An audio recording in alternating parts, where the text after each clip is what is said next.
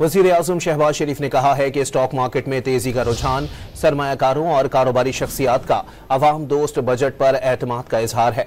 पाकिस्तान की डिफॉल्ट के दहाने से वापसी, माशी इस्तेहकाम और तरक्की के सफर की शुरुआत एक मौजज़ा है। वज़ीर आज़म शहबाज शरीफ ने स्टॉक मार्केट को तारीख की बुलंद तरीन सतह 1,24,000 पॉइंट्स पर पहुंचने पर इत्मीनान का इजहार किया। वज़ीर आज़म ने कहा कि बजट में आम आदमी पर टैक्स का मजीद बोझ नहीं डाला गया। तनख्वाहों में इजाफे और टैक्स में कमी से नौकरी पेशा अफराद को रिलीफ मिलेगा। वज़ीर आज़म शहबाज शरीफ ने कहा कि महंगाई की शरह में कमी, ज़र मुबादला के ज़खायर, तरसीलात ज़र और बरामदात में इजाफा माशी टीम की मेहनत की बदौलत मुमकिन हुआ।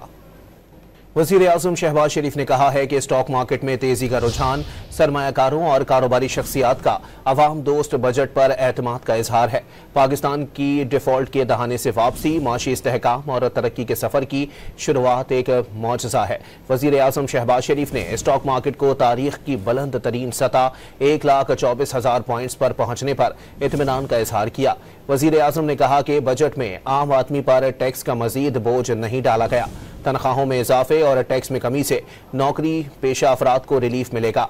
वज़ीर आज़म शहबाज शरीफ ने कहा कि महंगाई की शरह में कमी, ज़र मुबादला के ज़खायर, तरसीलात ज़र और बरामदात में इजाफा माशी टीम की मेहनत की बदौलत मुमकिन हुआ।